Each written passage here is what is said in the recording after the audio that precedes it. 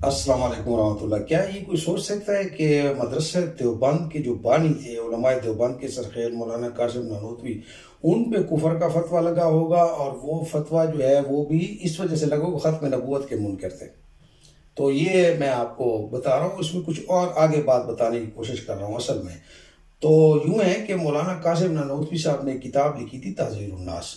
उस किताब पे उन्होंने कुछ इबारत लिखी और उस इबारत को लेकर उस वक़्त के जो अरब के उलमा थे, अजम के उलमा थे, उन्होंने उन पे कुफर का फतवा लगाया और इस हद तक शदीद उन पर तनकीद हुई कि वो बाद में जो है वो समझिए उन्होंने तौबा ताइब होने की कोशिश की और उसके बाद जो खुद उलमाए देवबंद थे उन्होंने उसकी पहले तो वो बनाने की कोशिश की भाई किस तरीके से बात को आगे पीछे कर दिया, फिर खुद उलमाए देवबंद में से बाद लोगों ने उनकी बात को रद्द कर दिया।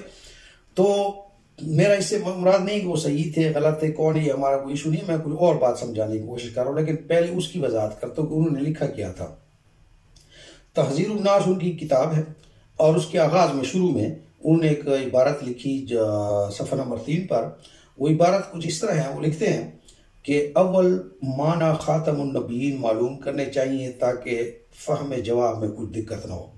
पहले आप इसका यानी मालूम कर लें ख़ातमुन नबीयीन के माना क्या है। अब ये ख़ातमुन नबीयीन का जो लफ्ज़ है कुरान में, इसका वो एक माना करने की कोशिश कर रहे हैं। ठीक हो गया। अब यहाँ पर जो उन्होंने आगे माना किया है, मैं तो उससे पूरी तरह मुतफिक हूँ, चाहे इस पर कुफर के फतवे आप लगाते रहे, लेकिन यहाँ से पहली बात यह है कि वो जिस लफ्ज़ का माना जैसे वो करने की कोशिश कर रहे हैं, इसी तरह हर एक को हक हासिल है कि वो अपना माना करने की कोशिश करे। आप उससे इत्तेफाक न करें। जैसे आप बरेलवी उलमा हैं, वो बशर रसूला हजूर सल्लल्लाहु अलैहि वसल्लम बशर थे, तो इसका वो माना करते कि नहीं ज़ाहिरी तौर पर बशर थे, वरना तो नूर थे। तो ये उनका माना है, हम उससे इत्तेफाक नहीं करते, लेकिन उन्होंने एक माना किया है। तो जैसे आप कुरान के एक माना करते हैं तो यही हक आप सबको थे। अच्छा, आगे वो लिखते हैं, सो अवाम के ख्याल में तो रसूलुल्लाह सल्लल्लाहु अलैहि वसल्लम का खातिम होना बई माना है कि आपका ज़माना अम्बियाए साबिक़ के ज़माने के बाद है और आप सब में आखिर नबी हैं। यानी इस वक्त तो लोगों में यही मशहूर है कि चूंकि आपका जो है वो ज़माना सब के बाद आप आए हैं और आखिरी नंबर पे आप नबी हैं, तो इसीलिए वो खातमुन नबीयीन है, वो आखिरी नबी आए, आखिरी नंबर पर आए। ये अवाम में यही मशहूर है, आज तक ही मशहूर है बात। आगे लिखते हैं, मगर अहले फहम पे रोशन होगा कि तकद्दम या ताखर ज़माने में बिज़ात कुछ फजीलत नहीं, लेकिन जो लोग IQ रखते हैं उनके ख्याल में, तो उन पर ये बात वाज़ेह है कि ज़माने में तकद्दम या ताखर जो है इसकी कोई फजीलत या ये कोई क्राइटेरिया नहीं है किसी को आप उसकी क्वालिटी बयान करने का। तो अब इस बात में क्या मुश्किल है जो उन्होंने कहा है। ये मकसद ये है कि एक होती है नंबरिंग किसी भी इदारे में ना, मिसाल उसके मैनेजर्स हैं, इंजीनियर्स हैं, उसके ऊपर एक तख्ती लगी होती है कि यार ये इस डेट से इस डेट तक ये रहा, मिसाल 50 हमारे मैनेजर्स रहे, तो उसमें नंबरिंग में कौन सी फजीलत है भाई, ये फर्स्ट नंबर पे आया हुआ है, दरमियान में आया हुआ है, ये 50 नंबर पे आया हुआ है। या मिसाल के तौर पर किसी घर में बच्चे हैं तो ये पहला बच्चा है और ये आखिरी बच्चा पैदा हुआ है, किसी क्लासरूम में पहले रोल नंबर है, उसका आखिरी रोल नंबर है, ये इस घर में बारात में ये पहले नंबर पे ये मेहमान आ गया, आखिरी नंबर पे मैं, तो नंबरिंग में कौन सी फजीलत होती है। जो क्वालिटी है, मिसाल के तौर पर अब हम ये कहते हैं कि हमारे जो इंजीनियर्स हैं किसी कंपनी में, एक डिज़ाइन इंजीनियर आता है, वो डिज़ाइन देता है, वो डिज़ाइन को अपडेट करते हैं, दूसरा डिज़ाइन इंजीनियर हायर करते हैं, वो उसको अपडेट करते हैं, नए नए डिज़ाइन देता रहता है। एक इंजीनियर ऐसा आ जाता है जो ऐसा फाइनल ड्राफ्ट ऐसा डिज़ाइन देता है कि उसकी तरह सिंपल एक्यूरेट बेहतरीन डिज़ाइन और हो नहीं सकता। तो ये कहते हैं कि भाई ये आखिरी इंजीनियर नहीं, आखिर इंजीनियर है। एक होता है आखिरी होना, एक होता है अखीर होना, इस जैसा कोई नहीं। इस तरह बच्चों में अगर आप एक एक बच्चे को दूसरे बच्चे से कंपेयर करें तो आपके हुस्न में, सेहत में, उम्र में, एनर्जी में, बॉडी काठी में, आप ये कहें कि इस लिहाज से इस बच्चे का मुकाबला कोई नहीं कर सकता। ये कह रहे हैं कि भाई ये आखिरी बच्चा पैदा हुआ है तो इसमें क्या वजह है, आखिरी किसी ने तो आखिरी होना था, या आखिरी एक आदमी इंजीनियर इसमें मैनेजर आया कंपनी में तो आखिरी किसी ने तो आखिरी होना था, किसी ने पहला होना। तो फजीलत नंबरिंग में तो नहीं होती। ये जो आपके जो बाद रसूलों को आप कहते हैं कि ये रसूल उल अज़म थे, यानी आप नाम लेते हैं कि हज़रत ईसा और ये 8-10 रसूल जो है ये सारे रसूलों से अफजल थे, तो नंबरिंग में तो बाद में आए। लेकिन उनसे पहले जितने रसूल गुजरे आप कहते हैं उनसे हजरत इब्राहीम अलैहिस्सलाम से पहले 1 लाख अगर नबी गुजरे और आप कहते हैं इब्राहीम से पहले सिर्फ नूह और हजरत आदम और 3-4 और नबी हैं और बस उसके बाद हजरत इब्राहीम है। तो ये प्रोमिनेंट जो आप कह रहे हैं तो किसी और क्वालिटी की वजह से कह रहे हैं, नंबरिंग की वजह से तो नहीं कह रहे। तो यही बात मौलाना कासिम नानूतवी ने लिखी है कि भाई तकद्दम या ताखिर ज़मानी में तो बिज़ात तो कुछ फजीलत नहीं होती कि एक आदमी पहले पैदा हो या बाद में पैदा हो।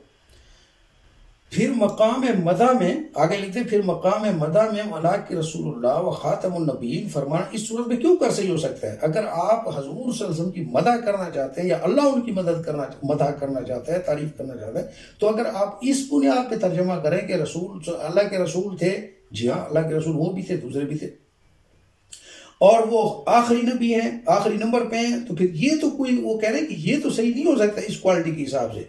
आप यूं ये बात नहीं है बल्कि यूं कि उन जैसा कोई नहीं था। आगे वो कहते हैं हाँ अगर आप इस वसफ को औसाफ मदा करार न दीजिए, अगर आप ये जो वसफ है, ये जो क्वालिटी है कि भाई वो आखिरी नंबर पे नंबरिंग पे जो है इसको आप क्राइटेरिया करार न दें, तो अलबत्ता खातमियत एतबार ताखर ज़मानी सही हो सकती है। अब आप यूं कहें कि हजूर सल्लल्लाहु अलैहि वसल्लम की जो शरीयत है उनका जो ज़माना है वो आखिर तक क़यामत तक वैलिडिटी है उनके डिज़ाइन की, तो फिर आप यूं कहें कि वो खातमुन नबी है क्योंकि उनकी शरीयत क़यामत तक होगी, उनका ज़माना क़यामत तक हो। फिर ये वसफ है, ये क्वालिटी, क्योंकि कोई भी ऐसा नबी नहीं गुजरा जिसका क़यामत तक उसका वो शरीयत का ज़माना हो सिवाय हजूर सल्लल्लाहु अलैहि वसल्लम के। बाकी ये कह रहे हैं कि नंबरिंग के हिसाब से हजूर आके, तो ये कोई क्राइटेरिया नहीं है इसको किसी को कह रहे हैं, ये उन्होंने ये कहा। आगे वो खुद भी लिखते हैं, आखिरी वो जुमला आगे लिखते हैं, मगर मैं जानता हूँ कि अहले इस्लाम में से किसी को ये बात गवारा न होगी। यानी उनको ये अंदाजा था कि माशाअल्लाह से मौलवी हजरात का बाकियों का IQ लेवल इतना ही है कि उनको ये सुनना भी गवारा नहीं होगा कि हम ये नंबरिंग वाली बात करिए। उन्होंने लिख दिया, उन्हें तर्जमा किया, उन्होंने लिख दिया। अब एक तो इस पे जनाब इस पे चूंकि इसी बात को समझा नहीं, तो इस पे कुफर के फतवे लगे। लेकिन जो बड़ा तूफान आया वो आगे सफ़ा नंबर 25 पे उन्होंने लिखा। सफ़ा नंबर 25 पे वो आगे लिखते हैं कि बिल फर्ज हजूर सल्लल्लाहु अलैहि वसल्लम के बाद को नबी आ भी जाए तो तब भी हजूर की जो खतमियत है, यानी इस लिहाज से कि हजूर का ज़माना और शरीयत आखिरी है, तो वो फिर भी हजूर ही अफजल रहेंगे। वो अगर आ भी जाए, बिल फर्ज आ भी जाए, तो वो मतलब है कि हजूर तक नहीं पहुंच सकता, ये यानी हजूर सल्लल्लाहु अलैहि वसल्लम की शान इतने। अब वो इस पे उन्होंने ये कहा मुखालिफिन ने कि जो कहा ना कि बिल फर्ज आ भी जाए, तो ये तो मतलब ये कि वो ये कह रहे थे कि आ सकते हैं, इसलिए तो उन्होंने कहा कि सपोज आ भी जाए, ये उन्होंने कहा। अब तो यार एक आदमी बात करे, आप उसकी बात को पकड़ लें और उसमें कुफर का उसने बिल फर्ज कहा भी है ना, लेकिन आपने कहा नहीं, वो कह रहा था कि अच्छा ये कुरान शरीफ में एक आयत है, अल्लाह रब्बुल इज्जत फरमाते लौ कान फीहिमा आलिहतन इल्लल्लाह लफसदता। अल्लाह फरमाते अगर इस जमीन में अल्लाह के सिवा और भी माबूद होते तो आप उसमें लड़ पड़ते, फसाद हो जाता। ये अल्लाह ने कहा है। यहाँ पर जो अल्लाह कह रहे हैं कि लौ काना, अगर होते अल्लाह के सिवा और माबूद, तो फिर आप ये कहेंगे कि अच्छा तो अल्लाह ताला ने गुंजाइश छोड़ दी है, वो तो सकते हैं ना दूसरे अल्लाह, इसलिए अल्लाह ने कहा है। ये आपकी कुल अक्ल है। एक आदमी बात कर रहा है कि भाई बिलफर्ज अगर होते भी तो अच्छा, ये जो बात है ना, इस पर जो रिएक्शन आया खुद अपनों की तरफ से आया, तो जिस बात पे मैं अप्रिशिएट करता हूँ यानी और उनकी अजमत को सलाम करता हूँ मौलाना कासिम नानूतवी की, कि उनके कुछ लोगों ने उनको लिखा कि हजरत ये आपने बात गलत लिख दी और ये तो, और दूसरों ने कुफर के और रसाले जो कुछ भी उन्होंने लिखा, तो उन्होंने इसका जवाब जो दिया वो बड़ा ज़बरदस्त है।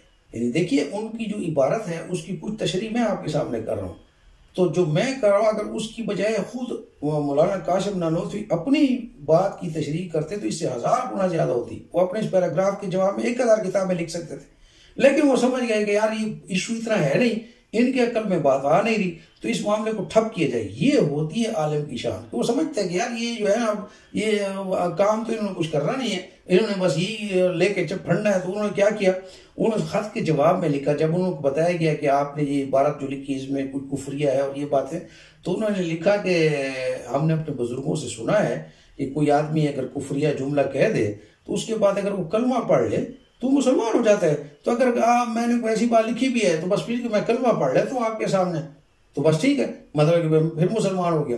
तो आप देखिए उस मामले को ख़त्म कर दे। क्यों? उसकी वजह है कि उनके जहन में और प्रोग्राम थे, उन्हें अंग्रेज़ों से लड़ाई लड़नी थी, जंग आज़ादी लड़नी थी, उस वक्त अंग्रेज उनके पीछे पड़ रहे।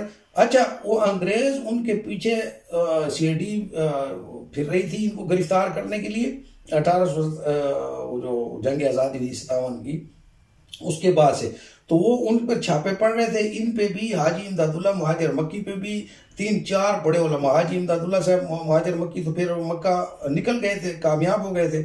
ये फिर मतलब बाद में पकड़े गए, गिरफ्तार हो गए, लेकिन वो इससे छुपते फिर रहे थे। और ये इनके जवाब जो मुखालिफ मौलवी हैं, इन्होंने लिखा कि जी अवाम उनके पीछे ऐसे लग गई थी, कुफरिया जुमले की, उनसे छुपते फिर रहे थे। तो खैर कहने की बात ये कि यार देखो, ये इल्मी मसाइल हैं, इल्मी मसाइल में यार कुछ बर्दाश्त होना चाहिए दूसरे आदमी का। यानी आप उसका मौक़िफ़ ले लें, अगर आप मौक़िफ़ नहीं समझे तो कुफर के फतवे, और अगर आपने खेलनी है जो कि आप पहले भी खेलते रहे हैं, आइंदा भी आप खेलते रहेंगे, तो बस ठीक है।